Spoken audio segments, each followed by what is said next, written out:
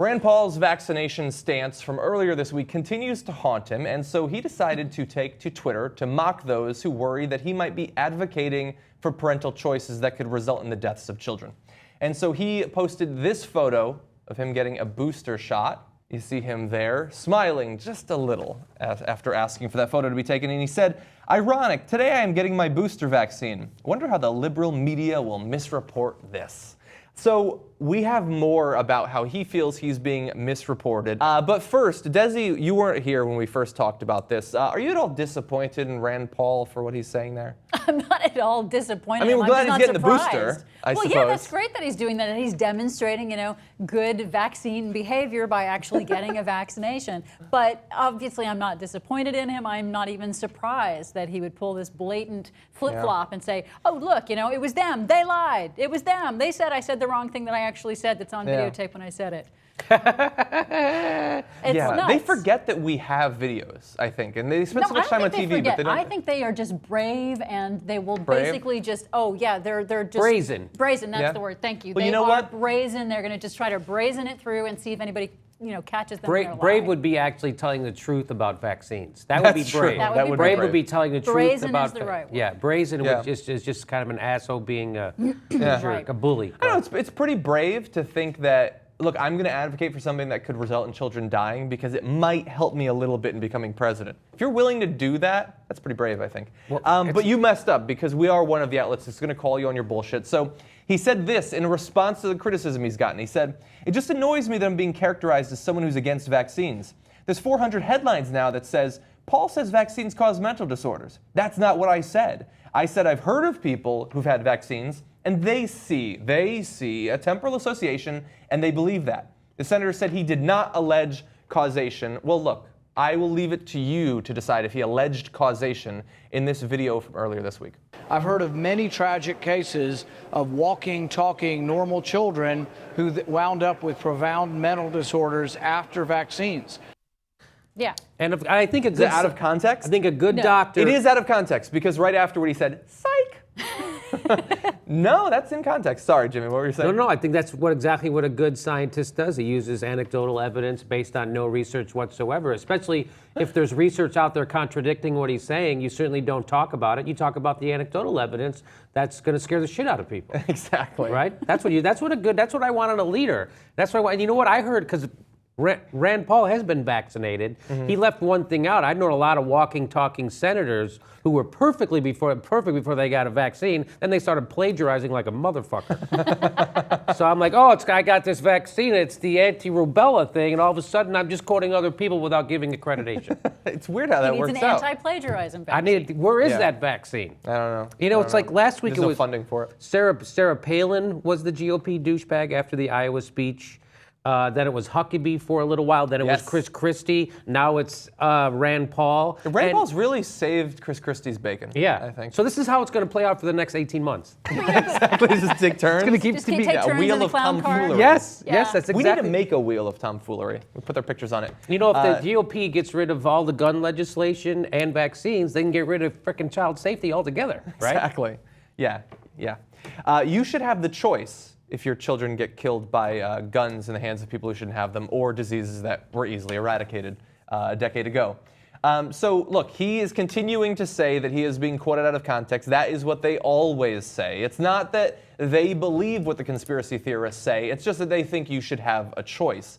But they're the leaders of the country. They should have the balls to come out and say, look, we could technically give you all sorts of choices. You shouldn't have some choices because they're stupid, and not just because they'll hurt you.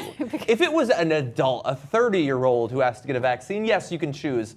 But it's not about you choosing. It's about the child having no choice. They have to do what you say when it comes to vaccines. They're the ones who will get the disease. You've already been vaccinated. And it's cruelty to children to deprive them of needed medicine. You can't put a kid in your car without putting him in a car seat that protects the kid. Yes. Right, that's you're the not law. You're not allowed that kind of parental choice. The government doesn't own your kids, but they can make you put them in a car seat when you drive them around. Just like they can make them get a measles vaccine. Right? That's what this is. This is what this is all about. Yeah, if you leave your child in the car when it's too cold or too warm, you will be locked up, and rightfully so, because so many children die like that. And yet for some reason, protection from disease that comes at almost no cost, 1 in 100,000 chance of some serious side effect or something like that. You should have the choice. GOP is upset that all this vaccine is distracting people from the wide array of health services they want to deny children. Well, yeah, see, I think it is an interesting thing. It actually does show that, they want to prevent people from having basic health care and access to basic health care or assistance in paying for basic health care. But then when you come along and you admit that, oh, well, yeah, vaccines are really important for children and all children should have vaccines, then you're admitting that we have a social responsibility to each other to actually go out and mandate something for an entire population of Americans. And when you admit that we have this social obligation, well, gosh, what else are you going to have to admit that we have to do to help each other and to make sure we have a healthy populace and don't spend millions of dollars on public health that we don't need to be spending? Yeah. Sorry, go ahead. Yeah, and look, we pointed out some of those on the right who did the right thing over the course of this week, including Megyn Kelly and Bill O'Reilly and John Boehner, Speaker Boehner, John Boehner came Ben right out. Carson, Erin Burnett said that she has gotten her kids vaccinated, so they chose to do the right thing. But look, I've been sort of downplaying what I think is perhaps the most important revelation here. Rand Paul was not just quoted out of context this week. He's a crazy guy. He's a libertarian. It takes you down strange roads, and he's been walking those roads for a long time. Listen to this quote from 2009. The first sort of thing you see with martial law, which he also believes in, that the country is going to be taken over by a small sector of the government Of imposing martial law, marshals? the federal marshals, is mandates. And they're talking about making it mandatory.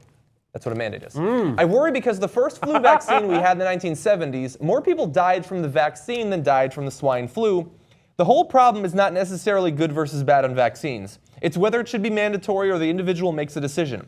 I'm not going to tell people who think it's a bad idea that they have to take it because everybody should be allowed to make their own healthcare decisions. Rand Paul is not just a politician. He's not just a leader of this country. He's also a medical doctor. And so when somebody comes into his office when he was a doctor and he says, oh, you have this disease, here's the treatment.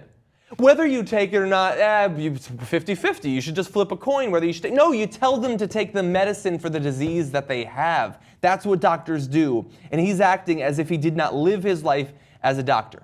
He believes that vaccines cause autism, cause terrible side effects. He's believed it for years. And he also believes that it's possibly one step down the road towards a totalitarian dictatorship in America. He's a crazy person.